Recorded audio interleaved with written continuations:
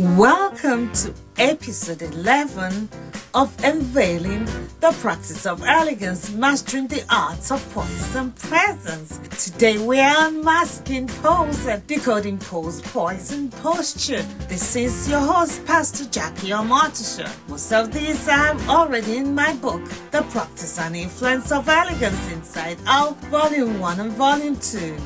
Pose, the art of capturing moment in elegance. That's what we are learning today. Pose is an artful arrangement of one's body, capturing a moment with deliberate intention. It is the careful, curated positioning that communicates a specific message or feeling in the world of fashion and photography. In the world we live today, the right pose can elevate an image from ordinary to extraordinary. A well-executed pose conveys confidence and style, reflecting an individual personality in a frozen frame. Is a visual world right now. We're on Facebook, we're on Instagram, we're on LinkedIn.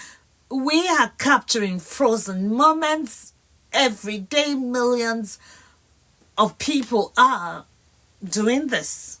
The days of, it doesn't matter, that's how I am, it's over. These days you have to know, I have to pose properly. I have an image I'm creating and it wants to be elegant. For example, if you are participating, learning in this podcast, trying to acquire an elegant department to execute a pose that conveys a message of elegance. So, in the essence of elegance, we must decode pose, poise, and posture.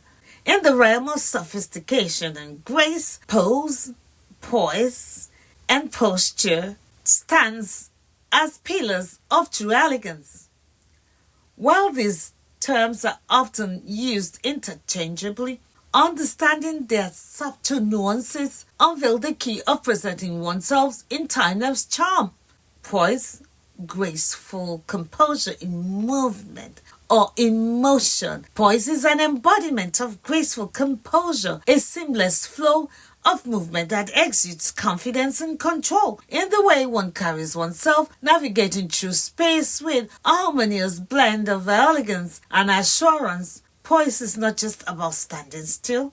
It's the art of moving with purpose. Whether crossing a room or taking a seat, it speaks volumes about one's self-assurance and inner balance, transcending physical appearance. So if you are leading a group, or you want to present something, or you are somewhere, you want to sit poised, you want to be composed.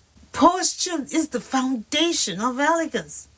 That's where you start. If your posture is wrong, we've done this in another episode, it's going to be impossible to have a poise that is elegant. Posture forms the foundation upon which elegance is built. It is the alignment of the body in a way that maintains balance, stability, and health. Good posture contributes to an air of confidence, enhances physical well-being, and supports an overall aesthetics appeal. Beyond the physical benefit, posture and proper posture conveys a sense of mindfulness and respect for oneself and others. It's just part of it.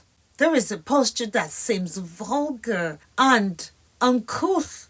That is not what we're learning here. In this episodes, we're mastering the practice of elegance. Part of it is that our posture has to convey elegance. Together, pose and poise and posture each play distinct roles. They are interconnected elements that collectively define elegance. A poised individual with excellence posture can strike a captivating pose effortlessly. Understanding and mastering these components empowers individuals to present themselves with a timeless, undefined allure. It's refined. That's what you learn.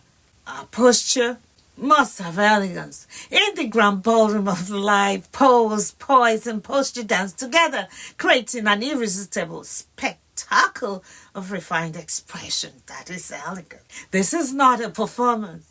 It is not for specific occasion only. It's a way of being transformed from an ordinary person to an extraordinary person. We know that you and I don't want to be viewed as ordinary people, to be passed by, to be looked over, to be trampled.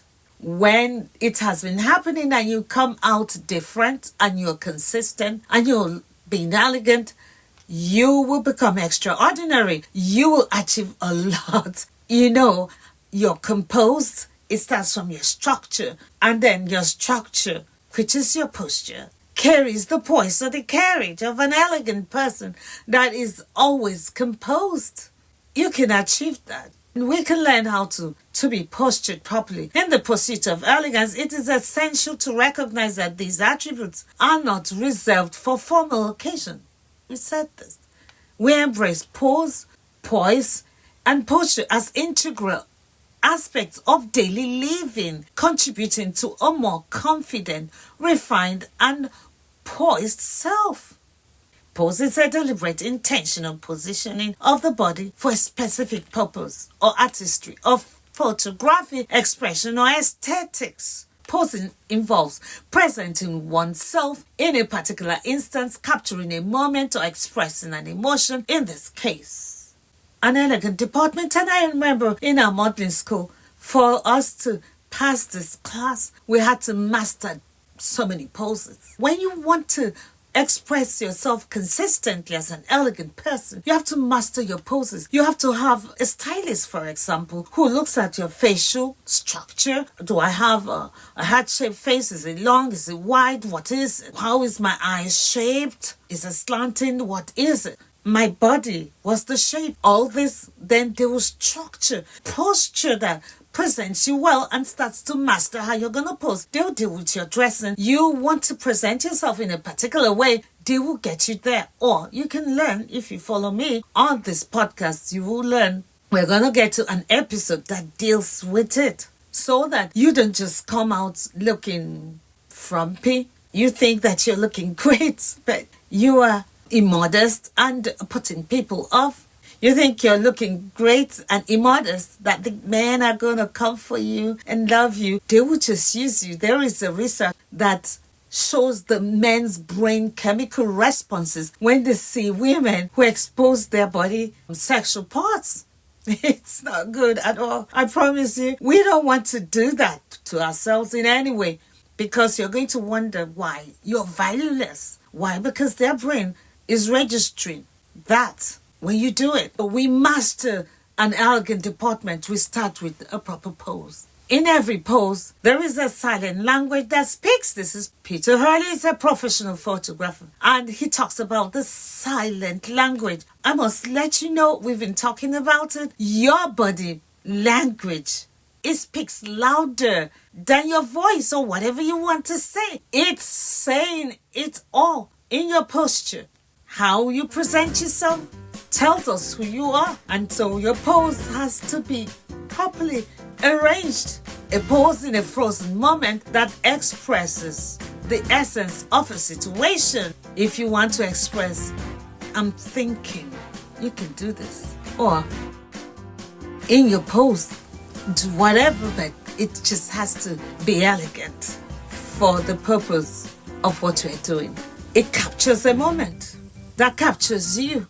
You may delete it, but someone may have had it. That's why you don't want to take a chance. You don't have all the time. We just have one presentation, and so it's got to be right. We just have to work on it.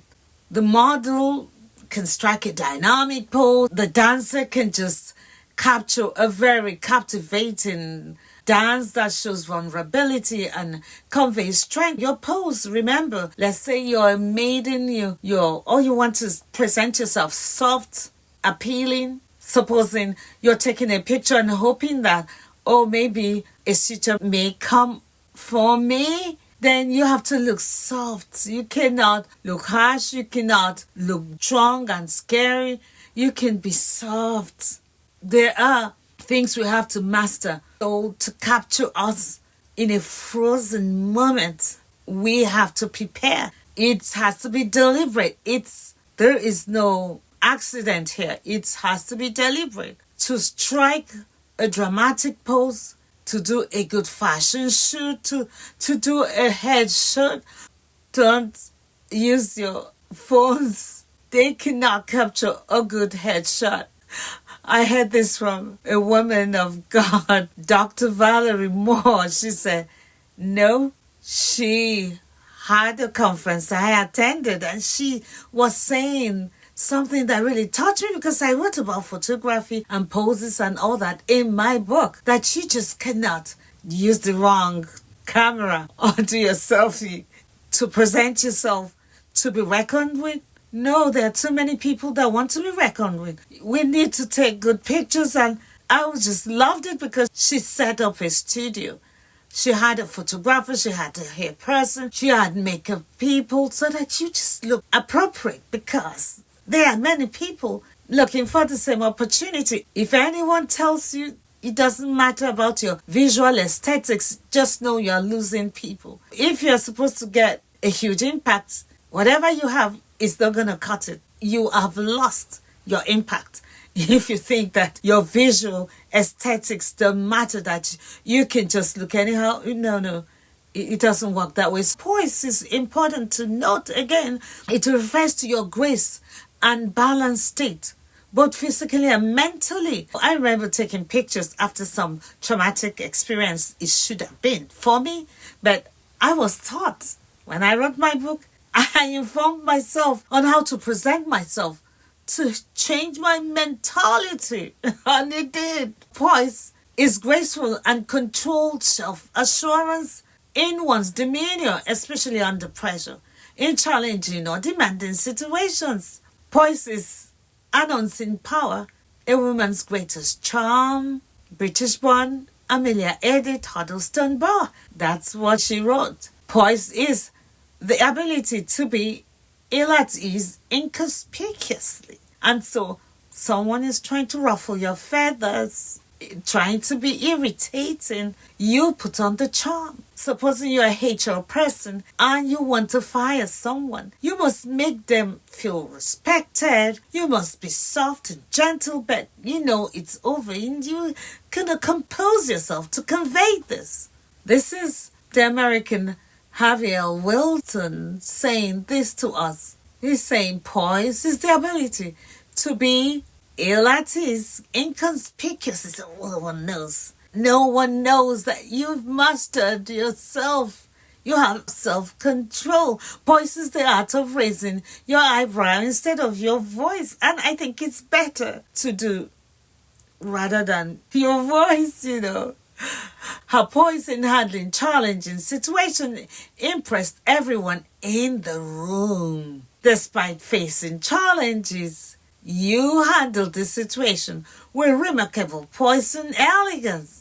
A leader's true strength lies in maintaining poise, even in turbulent times. And if the leader panics, how will you lead people? A leader must be poised at all times. And an elegant leader has to have composure. Despite facing criticisms, she maintained her poise, responding with confidence and dignity. And we've done an episode on dignity. It's part of elegance. We can't be elegant if we lack dignity.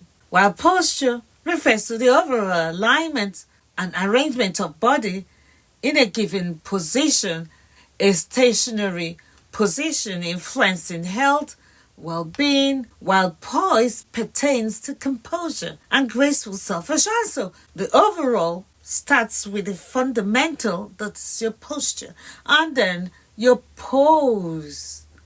And before your pose, you'll have the poise. That includes your composure. Good posture is an expression of confidence and grace. Good posture can be successfully acquired when the entire mechanism of the body is under perfect control, says this trainer and inventor called Joseph Herbertus Pilot. Good posture is not just about standing up straight, it's about feeling confident and capable. We have to be capable. In fact, even if you are messing up, you must be composed. You cannot betray yourself. It's part of being elegant. You cannot betray those that you are trying to communicate to. So that's why we'll know that the model struck a captivating pose for the camera, capturing the essence of the fashion shoot. Very important. There are ways to sit. There are ways to align your body to showcase elegance, to carry elegance. The ballet dancer exhibits impeccable posture throughout the performance, showcasing her strength and elegance. The ballet, the movement, it showcases elegance. Elegance is an orchestration of pose, poise, and posture, creating a masterpiece of refined expression. And you will not only stand tall, but also leave an indelible mark of sophistication wherever you go, which helps you to establish purpose. Embrace these elements and you become the conductor of your own correlation of elegance. With every pose, glide, and alignment, you write your story in the language of timeless charm. The pose, that has to be elegant. You can learn how to sit properly at all times, like an elegant person. And sometimes there's a way we sit and we become a social hazard. No one can come near. Your leg is sticking out. It's not elegant. It's uncouth. It's embarrassing. It's supposed to be tucked in. If you cannot tuck it in away from space, mentally, when I look at you, I know I'm not being included. The space looks dangerous. I cannot come close. And so the body language has to be right. There's a way to sit, to be postured properly. There's a way to sit, and you're trying to look powerful and your legs are open. For example, you're a woman, you're wearing trousers. It's not elegant. You may be wearing a long dress and your legs are open, ajar.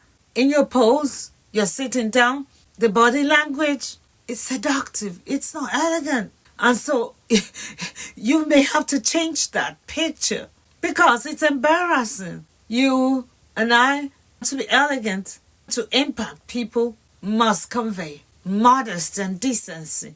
Elegance is not a fleeting affair. It's a masterpiece crafted with poise, dance with poise, built upon the strong foundation of posture. So step into spotlight and let the world witness the enhancing allure of your refined self, because you're giving yourself a chance. You cannot be overlooked. When you step out elegant, put your best you forward, put the best you elegant, you know that you cannot be overlooked. You cannot be overlooked. You cannot be trampled. You cannot be approached carelessly. That's just the name of the game. That's how it is. So we are looking forward to the next episode. And hopefully I get to do the stances, sitting, standing, walking, something, simple. And we can learn more things privately.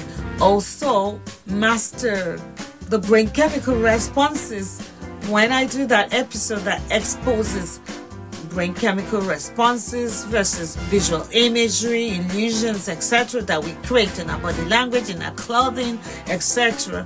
We will definitely gain more understanding. And until next time, we want to learn to pose elegantly. And so I want us to understand that it's okay to redo it, to be elegant.